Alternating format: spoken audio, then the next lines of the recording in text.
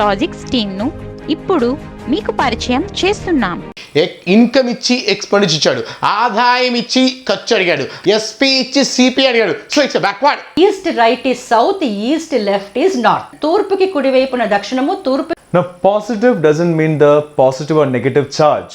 గోవా తీరగపడం ఎంత 36, స్వేచ్ఛ వ్యాపారంలో ఇండియా స్థానం ఎంత 63. 1620 కిలోమీటర్ల పొడవున ఉత్తరప్రదేశ్ రాష్ట్రంలో Allahabad up to Haldia in west Bengal. రెండు ఉభయ రాష్ట్రాల్లో ఇవాళ VMR logics, VMR is a brand.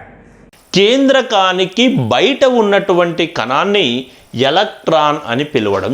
రాజా తోడరమల్ ఏంటండి అంటే ఇది రెవెన్యూ మినిస్టర్ అండి.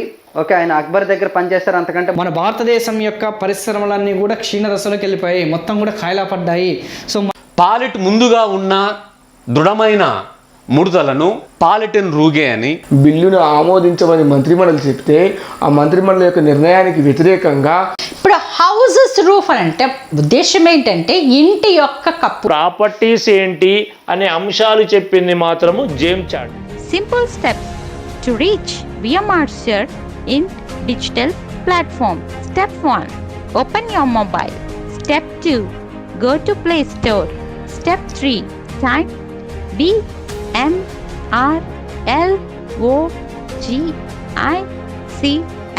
VMR Logics. Step 4. Download the app. Step 5. Enter your OTP. Now VMR is with you along with the efficient team. Hi friends, welcome to VMR Logics and I'll be teaching to you Indian polity. So ఈరోజు మనం Indian పాలిటీలో ఒక చిన్న concept, దాని basics ఏంటి, అసలు Indian పాలిటీలో ఎంత ఈజీగా ఉంటుందా లేకపోతే డిఫికల్ట్గా ఉంటుందా, అసలు ఇండియన్ పాలిటీని చదివే విధానం ఏంటి అని వాటిపైన మనం మాట్లాడుకుంటాం. సో దానికంటే ముందు ఒక చిన్న కాన్సెప్ట్ గురించి మనం ఇప్పుడు మాట్లాడుకుందాం. Let us see what is the concept of the day. ఇక్కడ ఒక చిన్న కాన్సెప్ట్ ఏంటంటే అండి ఈరోజు మనం fundamental duties. when you say fundamental duties, దీన్ని మనం తెలుగులో ఏమని పిలుస్తామండి, ప్రాథమిక విధులు అంటాం. ప్రాథమిక విధులు అంటే జనరల్గా ఫండమెంటల్ డ్యూటీస్ ఎవరికి? Is this fundamental duties for Indian citizens, or is this fundamental citizens only for foreign people, or is this fundamental duties for Indians as well as foreign people? అంటే అది భారతదేశంలో ఉన్న భారతదేశ పౌరులకు మాత్రమేనా, లేకుంటే వేరే దేశంలో ఉన్న వ్యక్తులు కూడా ఇది అప్లికేబుల్ అవుతుందా? అసలు ఎవరికి ఫండమెంటల్ డ్యూటీస్, అసలు ఏంటి ప్రాథమిక విధులు అని దాని గురించి ఇప్పుడు మనం చూద్దామండి. సో మీకు ఈ పాయింట్ అర్థం కావాలంటే మీకు 3 థింగ్స్ అనేవి అర్థం కావాలి. ఇప్పుడు ఏంటి సార్ ఆ 3 థింగ్స్?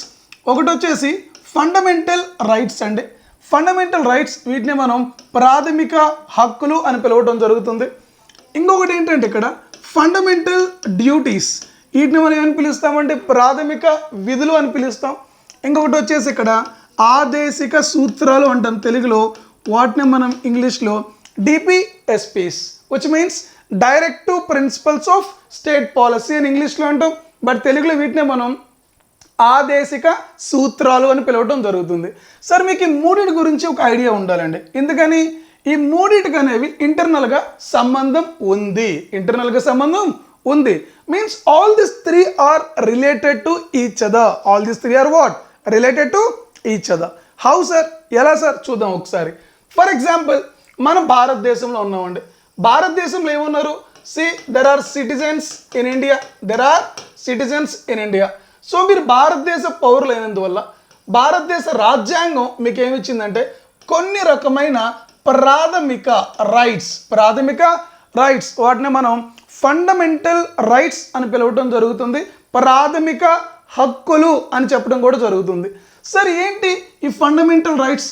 ఇవి మనకి ఎవరు ఇచ్చారండి? ఇండియన్ కాన్స్టిట్యూషన్ అనేది ఈ ప్రాథమిక హక్కులు మనకి ఇవ్వడం జరిగింది. హక్కు అంటే ఏమిటి? మీరు దాన్ని డెఫినెట్గా ఎంజాయ్ చేయొచ్చు. You can enjoy your fundamental rights which was given by the Indian Constitution, but at the same time the Indian Constitution also given something called as DPSPs. వీటిని మనం తెలుగులో ఏమంటామండి? ఆదేశిక సూత్రాలు అంటాం. సరే ఆదేశిక సూత్రాలు లేదా DPSP, directive principles of state policy, అవి ఎవరికి? అవి మీకా, లేకుంటే నాకా, లేకుంటే పొలిటీషియన్స్కా, లేకుంటే ఫారెన్ సిటిజన్స్కా, లేకుంటే భారతదేశంలో ఉన్న ప్రభుత్వానికా అని చూస్తే ఈ ప్రాథమిక హక్కులు అనేవి ఎవరికండి?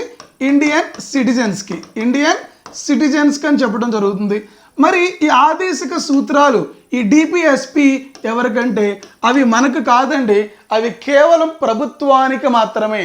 అంటే ప్రభుత్వం నిర్వర్తించవలసిన బాధ్యతలు ఏమిటి అని భారత రాజ్యాంగం దాంట్లో క్లియర్గా పొందుపరచడం జరిగింది. వాటినే మనం directive principles of state policy లేదా ఆదేశిక సూత్రాలు, అంటే ప్రభుత్వం పనితీరు ఎలా ఉండాలి, ప్రభుత్వం వేటి పైన దాని పనితీరును చూపించాలి, ఇలాంటి అంశాల అన్నిటిని కూడా భారత రాజ్యాంగంలో పొందుపరచడం జరిగింది. వాటినే మనం ఆదేశిక సూత్రాలు లేదా డిపిఎస్పీస్ అంటాం. సరే, డిపిఎస్పీస్ అనేవి ఏమిటంటే ఇవి ఖచ్చితంగా గవర్నమెంట్కి ఉన్న బాధ్యతలు. అంటే ఇక్కడ పాయింట్ మీరు క్లియర్గా అబ్జర్వ్ చేయాలి. సార్, ఇక్కడ ఇండియా ఉంది, ఇక్కడ భారతదేశం ఉంది, భారతదేశ రాజ్యాంగం ఉంది. భారతదేశ రాజ్యాంగం ఏం చేస్తుందంటే ఒక సైడ్ ఏం చేస్తుందంటే ప్రభుత్వానికి ఉండవలసిన విధులు ఏమిటి, ప్రభుత్వానికి ఉండవలసిన బాధ్యతలు ఏమిటి, అంటే ప్రభుత్వంకి ఉండవలసిన బాధ్యతలు అనేవి ఈ డిపిఎస్పి రూపంలో పొందుపరచడం జరిగింది. అంటే ఇవి గవర్నమెంట్కి ఉన్న రెస్పాన్సిబిలిటీస్. ఇంకొక సైడ్ మీరు చూసినట్లయితే ఫండమెంటల్ రైట్స్ ఉంది. ఫండమెంటల్ రైట్స్ ఎవరికవి? ఫండమెంటల్ రైట్స్ అనేవి భారతదేశ పౌరులు, అంటే మీరు భారతదేశంలో పౌరులుగా ఉన్నంత వరకు మీరు ఫండమెంటల్ రైట్స్ని ఎంజాయ్ చేయొచ్చు, మీ ప్రాథమిక హక్కులను మీరు ఎంజాయ్ చేయవచ్చు. అంటే భారత రాజ్యాంగం ప్రతి పౌరుడికి ఏమిచ్చిందండి? ప్రాథమిక హక్కులు ఇచ్చింది. భారత రాజ్యాంగం ప్రభుత్వానికి ఏమిచ్చిందండి? ప్రభుత్వానికి కొన్ని బాధ్యతలు ఇచ్చింది. వాటినే మనం DPSP, directive principles of state policy అని పిలవటం జరుగుతుంది అనమాట. అంటే ఇక్కడ ప్రభుత్వానికి కొన్ని బాధ్యతలు ఉన్నాయి, లేకుంటే విధులు ఉన్నాయి in the form of DPSP. మరి భారతదేశ పౌరులకి కొన్ని ఫార్మ్ ఆఫ్ ఫండమెంటల్ రైట్స్ ఉన్నాయి. రైట్స్ అంటే ఏంటంటే ఇక్కడ హక్కులు అన్నమాట. మరి ఇక్కడ భారతదేశంలో ఉన్న సిటిజన్స్కి బాధ్యతల పరిస్థితి ఏమిటి అంటే సిటిజన్స్ ఎవరైతే ఫండమెంటల్ రైట్స్ని ఎంజాయ్ చేస్తున్నారో వాళ్ళ ఖచ్చితంగా ఫండమెంటల్ డ్యూటీస్ కూడా వారు పాటించి తీరాలి. అంటే simple, every citizen of India enjoying fundamental rights, which means they have to do certain fundamental duties as well. As you are a citizen, you are enjoying fundamental rights. మీరు మీ ప్రాథమిక హక్కులను మీరు enjoy చేస్తున్నారు. అట్ ద సేమ్ టైం మీరు మీ ప్రాథమిక విధులను కూడా చేసి తీరాలి. మరి ఎక్కడ సార్ విధులు? ఇండియన్ కాన్స్టిట్యూషనల్ విధులు మనం ఇనిషియల్గా పొందుపరిచామా లేదా అనే పాయింట్ ఇప్పుడు మనం చూడాలి. మీరు చూసినట్లయితే భారతదేశంలో మనం రాజ్యాంగం రాసుకున్నప్పుడు, అంటే ప్రథమంగా ఏదైతే భారతదేశంలో మనం రాజ్యాంగం రాసుకోవడం జరిగిందో ఆ రాజ్యాంగంలో ప్రాథమిక హక్కులు అనేవి పొందుపరచడం జరిగింది, ఆదేశిక సూత్రాలు అనేవి కూడా పొందుపరచడం జరిగింది. కానీ ప్రాథమిక విధులు అనేవి మాత్రం భారత రాజ్యాంగంలో ఇనిషియల్గా పొందుపరచలేదు. అంటే ఏంటి సార్ ఇక్కడ పాయింట్? మరి రాజ్యాంగం సృష్టికర్తలు ఈ ప్రాథమిక విధులను రాజ్యాంగానికి జోడించడం మర్చిపోయారా అని మనం అనుకోవాలా? లేదండి. ఇక్కడ ఒక సింపుల్ లాజిక్ మీరు గుర్తుపెట్టుకోండి. ఏంటంటే సార్, భారతదేశంలో ప్రతి పౌరుడు ఆయనకున్న ప్రాథమిక హక్కులను అతను ఎంజాయ్ చేస్తున్నాడు. అంటే మీరు ప్రాథమిక హక్కులను మీరు అనుభవిస్తున్నారు అంటే మీరు ఆటోమేటిక్గా మీ పైనున్న ప్రాథమిక విధులను కూడా మీరు నిర్వర్తించి తీరాలి. అంటే మీరు హక్కుల గురించి మాట్లాడుతున్నారంటే మీకున్న బాధ్యతల గురించి కూడా మీరు మాట్లాడాలి అని రాజ్యాంగం చెప్పి ఏమన్నదంటే భారతదేశ పౌరులు వాళ్ళ హక్కును ఎంజాయ్ చేస్తున్నారంటే వాళ్ళ విధులను వాళ్ళు ఖచ్చితంగా ఫాలో అయ్యి తీరుతారు. అలాంటి వాటిని మనం భారత రాజ్యాంగంలో పొందుపరచవలసిన అవసరం లేదు అని మన రాజ్యాంగ సృష్టికర్తలు భావించడం జరిగింది. అలా భావించారు కాబట్టే ఫండమెంటల్ డ్యూటీస్ అంటే ప్రాథమిక విధులు అనేవి ఇనిషియల్గా భారత రాజ్యాంగంలో ఎక్కడ కూడా పొందుపరచబడలేదు అనే పాయింట్ మీరు ఇక్కడ క్లియర్గా గుర్తుపెట్టుకోవాలి.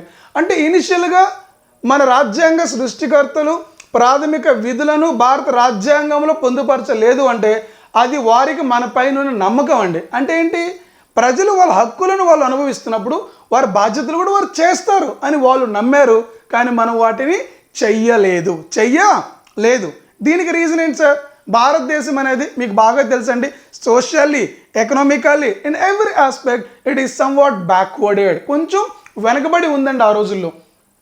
భారతదేశం వెనకబడి ఉందనుకుంటే మీరు భారతదేశంలో ఉన్న అక్షరాస్యత లిటరసీ గురించి తీసుకోండి.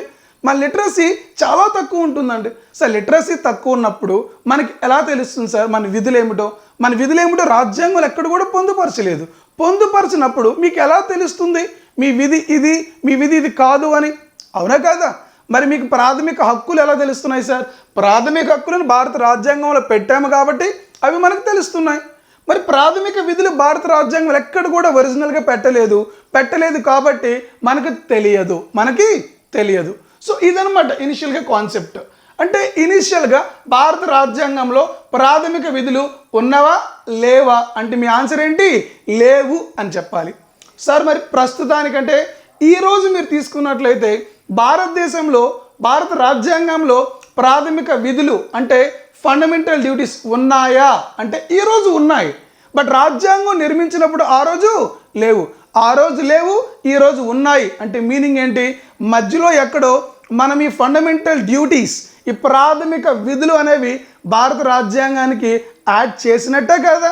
అదేంటో చూద్దాం ఇప్పుడు ఒకసారి. మీరు జాగ్రత్తగా చూసినట్లయితే మీకు మేము ఈ పాలిటీ క్లాసెస్లో చెప్పడం జరుగుతుందండి. ఏమని? అసలు భారత రాజ్యాంగం గురించి అంటే అవి మొత్తం మీకు మనం క్లాసులో చెప్పడం జరుగుతుంది. అసలు అత్యవసర పరిస్థితులు అంటే ఏమిటి, ఎన్ని రకాల అత్యవసర పరిస్థితులు ఉన్నాయి, ఇంతవరకు ఎన్నిసార్లు భారతదేశంలో అత్యవసర పరిస్థితి అంటే ఎమర్జెన్సీని విధించడం జరిగింది, అవన్నీ మనం క్లాసులో మాట్లాడదాం. ఒక్కసారి మీరు చూసినట్లయితే భారతదేశంలో 1975 నుండి 1977 ఈ కాలాన్ని మనం ఏమని పిలుస్తామంటే అంటే ఇక్కడ ఇంటర్నల్ ఎమర్జెన్సీ. ఏమని పిలుస్తామంటే ఇంటర్నల్ ఎమర్జెన్సీ, అంతరంగిక అత్యవసర పరిస్థితి. దీని ఏమంటాం మనం? అంతరంగిక అత్యవసర పరిస్థితి లేదా ఇంటర్నల్ ఎమర్జెన్సీ అని పిలవడం జరుగుతుంది. సార్ భారతదేశంలో ఈ సిచ్యువేషన్లో ఎప్పుడైతే ఇంటర్నల్ ఎమర్జెన్సీ విధించబడిందో, ఈ ఇంటర్నల్ ఎమర్జెన్సీ అంతరంగిక అత్యవసర పరిస్థితి ఎందుకు వచ్చింది సార్ భారతదేశంలో అంటే సింపుల్గా మీకు ఇక్కడ పొలిటికల్ అన్స్టెబిలిటీ అంటే రాజకీయ అనిశ్చితి. ఏంటిది? రాజకీయ అనిశ్చితి లేదా పొలిటికల్ అన్స్టెబిలిటీ అనే ఒక సిచ్యువేషన్ వల్ల అప్పుడున్న ప్రధానమంత్రి శ్రీమతి ఇందిరాగాంధీ ప్రెసిడెంట్ని రిక్వెస్ట్ చేశారు. ఆమె రిక్వెస్ట్ కోరిక మేరకు అప్పుడున్న రాష్ట్రపతి భారతదేశంలో ఈ అంతరంగిక అత్యవసర పరిస్థితి ఇంటర్నల్ ఎమర్జెన్సీని విధించడం జరిగింది. సరే, ఇంటర్నల్ ఎమర్జెన్సీ విధించినప్పుడు భారతదేశంలో ఏం జరిగింది? ఈ పర్టికులర్ సిచ్యువేషన్లో భారతదేశంలో ఉన్న పౌరులందరూ కూడా అండి, ఇక్కడ పౌరులందరూ అంటే కొంతమంది, ఎప్పుడైనా మనం అందరూ అన్నామంటే డోంట్ టేక్ ఇట్ ఫర్ 100% అండి. కొంతమంది ప్రో కూడా ఉంటారు కదా గవర్నమెంట్కి. మరి కొంతమంది ఏం చేశారంటే ఇక్కడ వారు గవర్నమెంట్ని సరిగా అనుసరించట్లేదు, వారు గవర్నమెంట్కి అగెనిస్ట్గా పనిచేస్తున్నారు, వారు గవర్నమెంట్ ఇచ్చిన ఎలాంటి స్కీమ్స్ని కూడా వాళ్ళు సరిగా ఫాలో అవ్వట్లేదు. ఇందిరాగాంధీ గారికి అప్పుడు ఒక విషయం అర్థమైంది. అంటే భారతదేశంలో కొంతమంది ప్రజలు వారి బాధ్యతలను మర్చిపోయారు. భారతదేశంలో కొంతమంది పౌరులు వారికున్న విధులను వారు సవ్యంగా నిర్వర్తించట్లేదు అని శ్రీమతి ఇందిరాగాంధీ గారు అప్పుడు అభిప్రాయపడడం జరిగింది. అంటే దానికి రీజన్ ఏంటని శ్రీమతి ఇందిరాగాంధీ గారు ఆలోచిస్తే భారతదేశ పౌరులు ప్రాథమిక హక్కులను అనుభవిస్తున్నారు. భారతదేశ ప్రభుత్వం దానికున్న విధి విధానాలను కూడా ఖచ్చితంగా ఫాలో అవుతుంది. ఏంటి ఇక్కడ విధి విధానాలు అంటే ఆదేశిక సూత్రాలు, అంటే గవర్నమెంట్కు ఉన్న విధులు ఆదేశిక సూత్రాలు గవర్నమెంట్ ఇంప్లిమెంట్ చేస్తుంది. అలాగే సిటిజన్స్ వాళ్ళకు ఉన్న రైట్స్ అంటే ప్రాథమిక హక్కులను ఎంజాయ్ చేస్తున్నారు, కానీ వారి బాధ్యతలను మాత్రం సరిగా నిర్వర్తించటం లేదు. ఎందుకు నిర్వర్తించట్లేదు అంటే వారి బాధ్యతలు ఏమిటో తెలియదు. ఎందుకు తెలియదు సార్ అంటే భారత రాజ్యాంగంలో ఎక్కడ కూడా వారి బాధ్యతల గురించి మెన్షన్ చెయ్యలేదు. అంటే భారత రాజ్యాంగం ఎక్కడ కూడా భారత రాజ్యాంగంలో ఫండమెంటల్ డ్యూటీస్ గురించి మెన్షన్ చెయ్యలేదు కాబట్టి సిటిజన్స్కి అవి తెలియదు. ఈ కంక్లూజన్కి వచ్చిన తర్వాత శ్రీమతి ఇందిరాగాంధీ గారు ఈ 1976లో ఏం జరిగిందంటే 1976లో శ్రీమతి ఇందిరాగాంధీ గారు ఈ ప్రాథమిక విధులను అంటే ఈ ఫండమెంటల్ డ్యూటీస్ని ఎలాగైనా సరే భారత రాజ్యాంగానికి జోడించాలి. మరి భారత రాజ్యాంగానికి జోడిస్తేనే కదా ప్రజలకు తెలుస్తుంది ఏ రకమైన ప్రాథమిక విధులు ఉన్నాయి, వాటిని ఎలా పాటించాలి అని. సో ఈ ఇంటెన్షన్స్ తోటి శ్రీమతి ఇందిరాగాంధీ గారు 1976లో ఫండమెంటల్ డ్యూటీస్ని ఎలాగైనా సరే భారత రాజ్యాంగానికి యాడ్ చేయాలి అని చెప్పి ఒక కమిటీ నియమించడం జరిగింది ఈ ప్రాథమిక విధుల పైన. ఏంటి సార్ ఆ కమిటీ అంటే, మీరు చూస్తే ఇక్కడ కమిటీ పేరు సర్దార్ స్వరణ్ సింగ్ కమిటీ. ఆ కమిటీ పేరు ఏం పేరమ్మా? Sardar Swaran Singh committee. Don't say that Sardar Gabbar Singh అండి. This is not like Sardar Gabbar Singh committee. ఏంటిది? సర్దార్ స్వరణ్ సింగ్ కమిటీ. అంటే 1976లో ఇందిరాగాంధీ గారు ప్రాథమిక విధులను ఎలాగైనా భారత రాజ్యాంగానికి జోడించాలి అనే ఒక ఉద్దేశంతో ఒక కమిటీ నియమించారు. ఆ కమిటీ పేరే సర్దార్ స్వరణ్ సింగ్ కమిటీ. సర్దార్ స్వరణ్ సింగ్ కమిటీ. ఈ సర్దార్ స్వరణ్ సింగ్ అనే కమిటీ ఏం చేసిందంటే ఈ 1976లోనే టోటల్గా మనకి ఎనిమిది ఫండమెంటల్ డ్యూటీస్ని భారతదేశంలో ఉన్న ప్రధానమంత్రికి నివేదిక ఇవ్వటం జరిగిందండి. అంటే 1976లోనే మన కమిటీ అపాయింట్ చేసాం. 76 అంటే ఇది ఏ కాలం? Internal emergency. ఏ కాలం ఇది? Internal emergency. ఎప్పటి వరకు? 1975 నుండి 77 మధ్యలో ఇంటర్నల్ ఎమర్జెన్సీ. ఈ ఇంటర్నల్ ఎమర్జెన్సీ మధ్యలోనే 1976లో స్వరణ్ సింగ్ కమిటీ నియమించారు. ఎవరు? ఇందిరాగాంధీ గారు.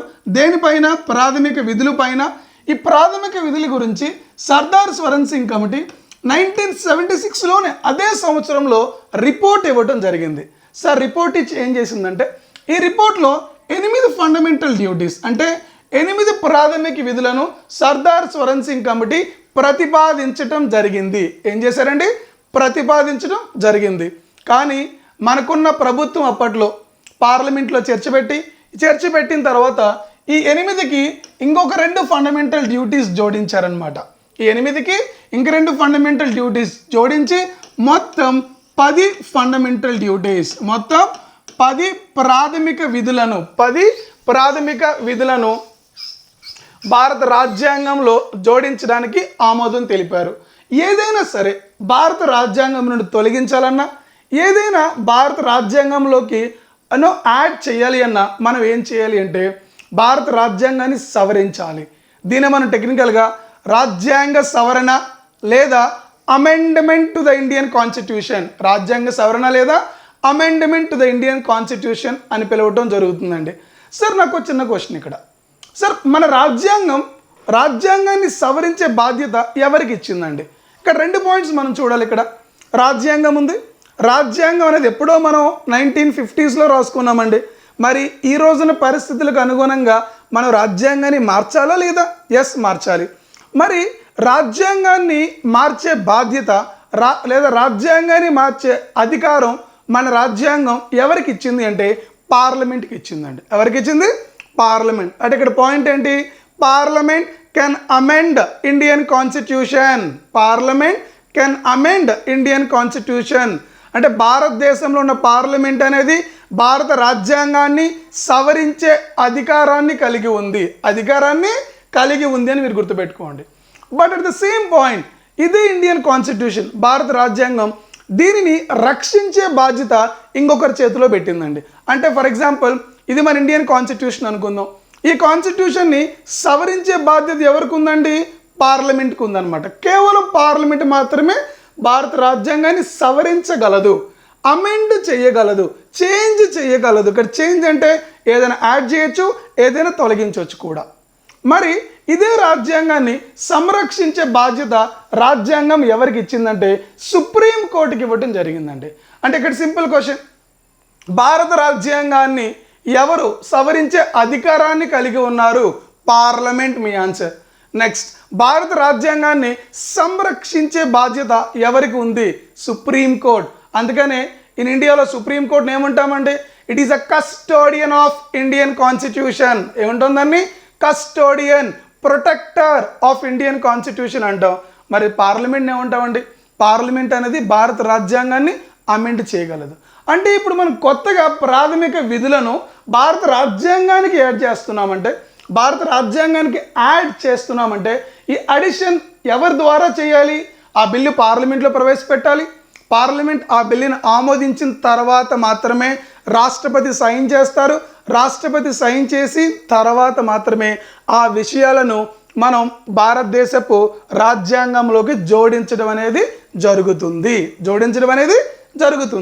సో ఇక్కడ సేమ్ పాయింట్ అండి.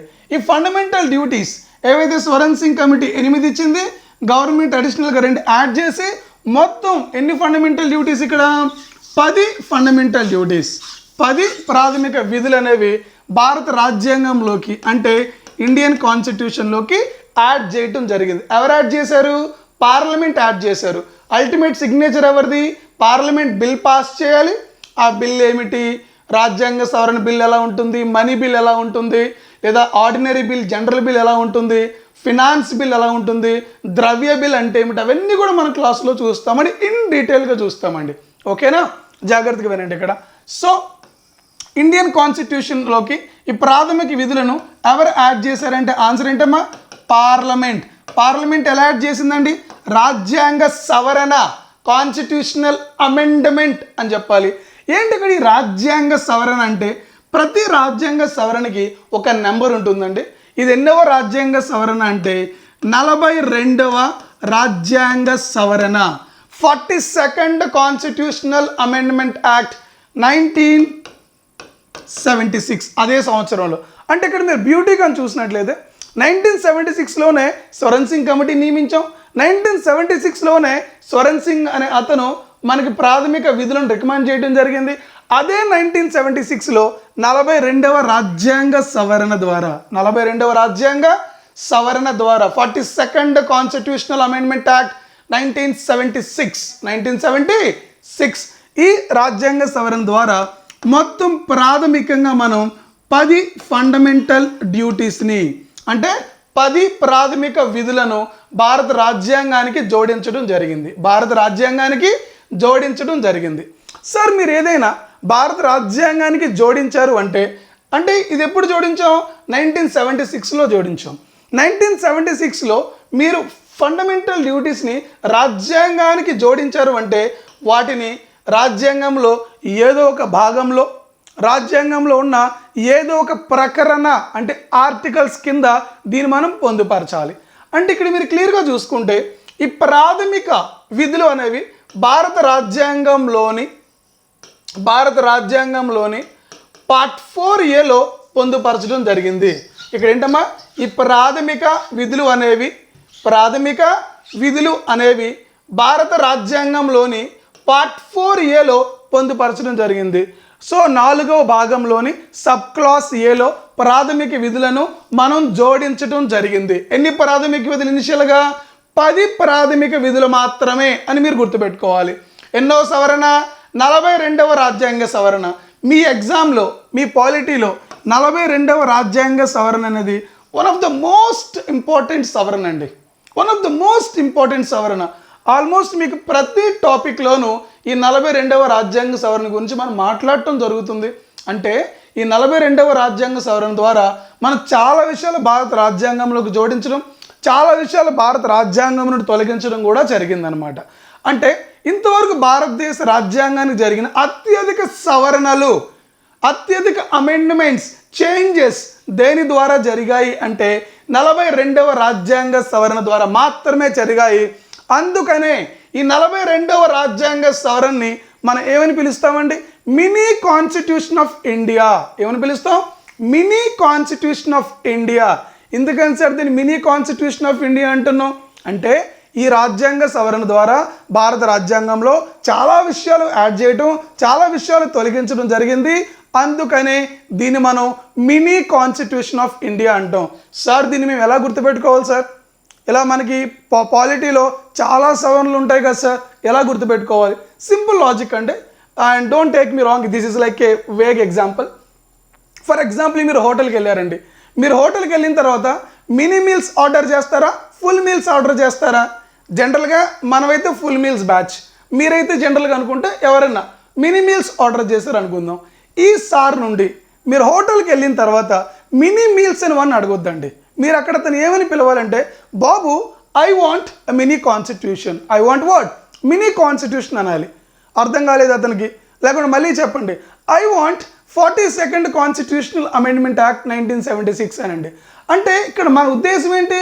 మినీ మీల్స్ అంటే మనం మినీ కాన్స్టిట్యూషన్ అంటున్నాం. అంటే అతను మీరు మినీ మీల్స్ అడుగుతున్నారంటే మీ భాషలో ఏంటది? మినీ కాన్స్టిట్యూషన్ అని. మినీ కాన్స్టిట్యూషన్ అంటే ఏ రాజ్యాంగ సవరణ? 42వ రాజ్యాంగ సవరణ మనం మినీ కాన్స్టిట్యూషన్ అని పిలవడం జరుగుతుంది. అంటే మీనింగ్ ఏంటంటే ఇక్కడ మీరు ఏ పని చేస్తున్నా సరే దాంట్లో మీరు సబ్జెక్ట్ని ఎత్తుక్కోవాలి. మీరు ఏ పని చేస్తున్నా సరే, ఎక్కడ ఎలాంటి సిచ్యువేషన్ ఉన్నా సరే దాంట్లో మీరు సబ్జెక్ట్ని వెతుక్కున్నట్లయితే మీరు దాని జీవితంలో మర్చిపోరండి. అట్ ద సేమ్ టైం ఎగ్జామ్లో పేపర్ చూడంగానే ఆన్సర్ పెట్టొస్తారండి. And this is how we should memorize the subject. మనం ఏ పని చేస్తున్నా సబ్జెక్ట్ని దానికి కనెక్ట్ చేసుకొని దానిలో మనం సబ్జెక్ట్ చూసినట్లయితే జాబులు ఎందుకు రావండి? ఖచ్చితంగా వచ్చి తీరుతాయి. ఇది కాకపోతే నెక్స్ట్ అంతకంటే బెటర్ జాబ్ వస్తుంది. బట్ ఎప్పుడు వస్తుందండి? మన దగ్గర కంటెంట్ ఉన్నప్పుడు మాత్రమే వస్తుందండి. కంటెంట్ ఉండాలంటే we have to memorise the content for a longer time in this basic లైఫ్లో ఏదైతే చేస్తున్నామో దాన్ని చూసి మనం కంటెంట్ నేర్చుకోవాలన్నమాట. సరే చూద్దాం ఒకసారి. 42వ రాజ్యాంగ సవరణ ద్వారా 10 ఫండమెంటల్ డ్యూటీస్ని మనం ఇండియన్ కాన్స్టిట్యూషన్కి యాడ్ చేసాం.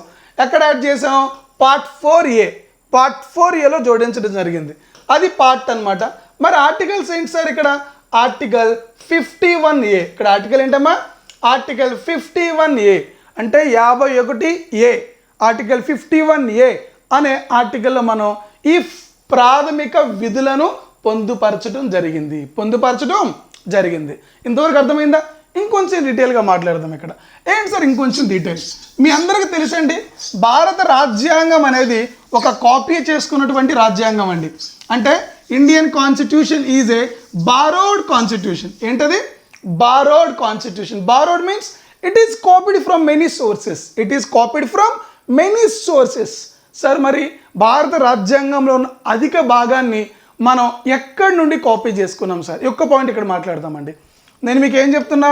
ఇండియన్ కాన్స్టిట్యూషన్ అనేది కాపీ చేసుకోబడ్డ ఒక రాజ్యాంగం అనమాట.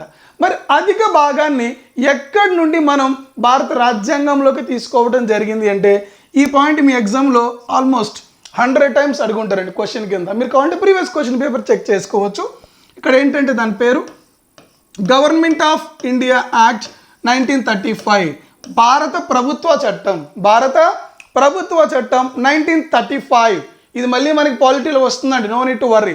ఈ భారత ప్రభుత్వ చట్టం 1935 ఈ కాన్సెప్ట్లో మనం ఏం చేసామంటే అంటే ఈ యాక్ట్ నుండి, ఈ చట్టం నుండి అత్యధిక భాగాన్ని మనం భారత రాజ్యాంగంలోకి తీసుకోవటం జరిగింది. అంటే గవర్నమెంట్ ఆఫ్ ఇండియా యాక్ట్ 1935 అనే ఈ చట్టం నుండి అత్యధిక భాగాన్ని మనం భారత రాజ్యాంగంలోకి కాపీ చేసుకోవటం జరిగింది. సో ఇప్పుడు క్వశ్చన్ ఏంటి?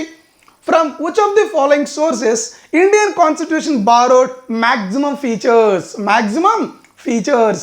అంటే భారత రాజ్యాంగంలోని అధిక భాగాన్ని ఏ చట్టం నుండి తీసుకోవటం జరిగింది అంటే దీనికి ఆన్సర్ ఏంటమ్మా? Government of India act 1935. అలాగే మనం ఇప్పుడు ఈ ప్రాథమిక విధుల గురించి మాట్లాడుతున్నాం. సార్ ప్రాథమిక విధులు అనేవి కూడా మనం ఏదో ఒక దేశం నుండి ఇన్స్పైర్ అయ్యి తీసుకొని ఉంటామా లేదా? Yes or no? భారతదేశంలో ఉన్న ప్రతిదీ కూడా ఏదో ఒక దేశంలో చూసి ఆ మోడల్ని మనం భారతదేశంలో తీసుకోవడం జరుగుతుంది. మరి ఫండమెంటల్ డ్యూటీస్ ప్రాథమిక విధులు అనే కాన్సెప్ట్ని మనం ఏ దేశం నుండి ఇన్స్పైర్ అయ్యి తీసుకోవడం జరిగింది అంటే దట్ టేకెన్ ఫ్రమ్ USSR. ఏంటది? USSR. సార్ రష్యా విడిపోక ముందు మనం దాన్ని ఏమని పిలిచేవాళ్ళం? USSR అని పిలిచేవాళ్ళం అండి. ఫార్మర్ సోవియట్ యూనియన్ అంటాం దీన్నే మనం. కాకపోతే తర్వాత డిజింటిగ్రేషన్ అయ్యి ఇప్పుడు రష్యా, యుక్రెయిన్ డిఫరెంట్ కంట్రీస్ అయినవి. అంటే భారతదేశంలో ఉన్న ఫండమెంటల్ డ్యూటీస్ అనే కాన్సెప్ట్ మనం ఏ దేశం నుండి తీసుకోవడం జరిగింది అంటే దీనికి ఆన్సర్ ఏమిటంటే USSR అనే దేశం నుండి మనం ఈ కాన్సెప్ట్ని ఇన్స్పైర్ అయ్యి తీసుకొని భారత రాజ్యాంగంలో జోడించడం జరిగింది 42వ రాజ్యాంగ సవరణ. బట్ ఇక్కడ పాయింట్ ఏంటి సార్? ఇనీషియల్గా ఎన్ని ప్రాథమిక విధులు భారత రాజ్యాంగంలో పొందుపరచడం జరిగింది? కేవలం 10 మాత్రమే. అంటే 42వ రాజ్యాంగ సవరణ ద్వారా భారత రాజ్యాంగంలో ఎన్ని ప్రాథమిక విధులను పొందుపరచడం జరిగింది అంటే మీ ఆన్సర్ ఏంటమ్మా? 10. ఓన్లీ 10 ప్రాథమిక విధులు అనాలి. మరి ప్రస్తుతానికి మీరు చూసినట్లయితే ఎన్ని ఉన్నాయి సార్ భారత రాజ్యాంగంలో? ఈ రోజు కానీ మీరు బుక్ ఓపెన్ చేసి చూస్తే భారత రాజ్యాంగంలో ఎన్ని ప్రాథమిక విధులు అనేవి ఉన్నాయంటే 11 ప్రాథమిక విధులు ఉన్నాయి సార్. ఫస్ట్ 10 వచ్చేసి 42వ రాజ్యాంగ సవరణ 1976లో ఈ 10 ప్రాథమిక విధులను జోడించాం భారత రాజ్యాంగానికి, బాగానే ఉంది. మరి 11వ ప్రాథమిక విధి ఫండమెంటల్ డ్యూటీ అనేది మనం భారత రాజ్యాంగంలో ఎప్పుడు జోడించాము అంటే దీన్ని 2002లో జోడించడం జరిగిందండి. 2002లో మళ్ళీ మనం రాజ్యాంగాన్ని సవరించాం. ఆ రాజ్యాంగ సవరణ పేరే 86వ రాజ్యాంగ సవరణ, 86th Constitutional Amendment Act 2002, which added 11th fundamental duty, which added what? 11th fundamental duty to the Indian Constitution. సరే, ఏంటి ఈ 11వ ఫండమెంటల్ డ్యూటీ? మన ఎగ్జామ్స్లో ఆ క్వశ్చన్ డజన్ టైమ్స్ అడుగుంటారండి. అదేంటో మనం కాన్సెప్ట్లో చెప్పుకుందాం. అట్ ద సేమ్ టైం ఈ 86వ రాజ్యాంగ సవరణ ద్వారా ఒక ఫండమెంటల్ రైట్ కూడా యాడ్ చేసాము, ఒక ఫండమెంటల్ డ్యూటీ కూడా యాడ్ చేసాము.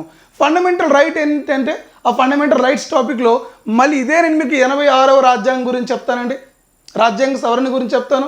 ఫండమెంటల్ డ్యూటీస్ మాట్లాడేటప్పుడు 11వ ఫండమెంటల్ డ్యూటీలో మళ్ళీ నేను మీకు ఇదే రాజ్యాంగ సవరణ అంటే 86వ రాజ్యాంగ సవరణ గురించి మాట్లాడటం జరుగుతుంది. అంటే దీన్ని బట్టి మీకు పాయింట్ ఏం అర్థమవుతుందండి, మీరు పాలిటీ అనేది చూస్తుంటే అది మీకు చాలాసార్లు రివిజన్ అవుతుందండి. ప్రతి టాపిక్లోనూ మీకు ప్రీవియస్ కాన్సెప్ట్స్ అనేవి రివిజన్ అవుతూ ఉంటాయి. ఆ రివిజన్ అయినప్పుడు వాటిని మనం ఇంకొకసారి అక్కడ టచ్ చేసామంటే మీకు ఇంకా బాగా లైఫ్ లాంగ్ గుర్తుండడానికి ఛాన్స్ ఉంటుందన్నమాట. ఇంతవరకు అర్థమైందా? ప్రస్తుతానికి మీరు నాకు చేయాల్సిన ఆన్సర్ ఏంటంటే అట్ ప్రజెంట్ ఇండియన్ కాన్స్టిట్యూషన్లో ఎన్ని ఫండమెంటల్ డ్యూటీస్ ఉన్నాయి అంటే మీ ఆన్సర్ ఏంటి? 11 ఫండమెంటల్ డ్యూటీస్ ఉన్నాయి అని చెప్పాలి. సో 11 ఫండమెంటల్ డ్యూటీస్ దేంట్లో ఉన్నాయి సార్ అంటే మీ ఆన్సర్ ఏంటమ్మా? Part 4A. ఆన్సర్ ఏంటి? పార్ట్ 4Aలో ఉన్నాయి. సో ఇప్పుడు సింపుల్గా మనం ఒక చిన్న డయాగ్రామ్ వేసుకుందాం ఫండమెంటల్ డ్యూటీస్ గురించి. ఇవి ఫండమెంటల్ డ్యూటీస్ అనుకుందామండి. ఇనిషియల్గా ఫండమెంటల్ డ్యూటీస్ ఇండియన్ కాన్స్టిట్యూషన్లో ఉన్నాయా? లేవు అండి. తర్వాత ఇండియన్ కాన్స్టిట్యూషన్లో ఫండమెంటల్ డ్యూటీస్ మనం ఎప్పుడు యాడ్ చేసామంటే సరే వీటిని 42వ రాజ్యాంగ సవరణ ద్వారా యాడ్ చేసాం. ఎన్ని యాడ్ చేసాం? కేవలం 10 మాత్రమే యాడ్ చేసాం. 42వ రాజ్యాంగ సవరణ కంటే ముందు ఈ ఫండమెంటల్ డ్యూటీస్ పైన నియమించిన కమిటీ ఏమిటంటే స్వరణ్ సింగ్ కమిటీ. ఏ కమిటీ అమ్మా? స్వరణ్ సింగ్ కమిటీ. ఏ ఇయర్లో? 1976లో మనం ఆ కమిటీ నియమించడం జరిగింది. సరే, కమిటీ నియమించిన తర్వాత కమిటీ మనకి ఎన్ని ప్రాథమిక విధులను సూచించిందంటే 8 పార్లమెంట్ ఇంకా 2 యాడ్ చేసి మొత్తం 10 అనేది యాడ్ చేయడం జరిగింది 42వ రాజ్యాంగ సవరణ. 42వ రాజ్యాంగ సవరణని ఏమని పిలుస్తాం మనం? మినీ కాన్స్టిట్యూషన్ ఆఫ్ ఇండియాగా పిలవటం జరుగుతుంది. అవునా కాదా? ఎస్. దీని తర్వాత ఈ ప్రాథమిక విధులు అనే కాన్సెప్ట్ మనం ఏ కంట్రీ నుండి ఇన్స్పైర్ అయి తీసుకోవడం జరిగిందంటే యుఎస్ఎస్ఆర్. ఎక్కడుండమ్మా? యుఎస్ఎస్ఆర్ నుండి తీసుకోవడం జరిగింది. నెక్స్ట్, ఈ ప్రాథమిక విధులు మనకి ఏమైతే ఉన్నాయో ప్రస్తుతానికి ఎన్ని ఉన్నాయి సార్? సరే, ప్రస్తుతానికి మీరు చూసుకుంటే 11 ఉన్నాయమ్మా.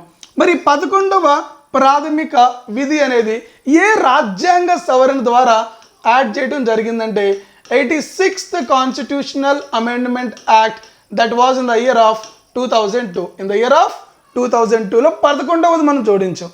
మరి ఈ ప్రాథమిక విధులు అనేవి మన భారత రాజ్యాంగంలో ఏ పార్ట్లో పొందుపరచడం జరిగిందంటే అవన్నీ వచ్చేసి పార్ట్ 4Aలో పొందుపరచడం జరిగిందనమాట.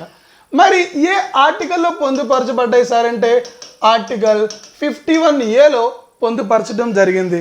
మీరు చూస్తే ఇంతవరకు నేను మీకు చెప్పినవి కూడా ఈ ఒక్క ఫ్లో చార్ట్లో వచ్చిందా లేదా? సో మీరు మీ నోట్స్లో ఒక్కొక్క పాయింట్ రాసుకోవడం మానేయండి. అవన్నీ ఓల్డ్ టెక్నిక్స్ అనమాట. అలా రాసుకుంటూ పోతే మనకి జీవితంలో గుర్తుండవండి. ఇలా నేను కాన్సెప్ట్ చెప్పిన తర్వాత మీకు ప్రతి కాన్సెప్ట్కి ఒక డయాగ్రామ్ ఇస్తానండి. ప్రతి కాన్సెప్ట్కి మీకు ఒక డయాగ్రామ్ ఇస్తా. ఆ డయాగ్రామ్ మాత్రమే మీ నోట్స్లో ఉండాలి, అంతేగాని పాయింట్ వైజ్ రాయొద్దు. ఓల్డ్ టెక్నిక్ చదవాలంటే ఇంట్రెస్ట్ కూడా రాదండి. ఇలా ప్రతి చాప్టర్కి నేను మీకు ఒక డయాగ్రామ్ ఇవ్వడం జరుగుతుంది. అదే డయాగ్రామ్ మీరు మీ నోట్స్లో వేసుకుంటే మీకు ఎగ్జామ్ ముందు రివిజన్ చేయడం అనేది చాలా ఈజీగా అవుతుంది. ప్రతి పాయింట్ దాంట్లో మీకు కవర్ అవుతుంది. ఇంకొంచెం అడిషనల్గా రాసుకుందారండి.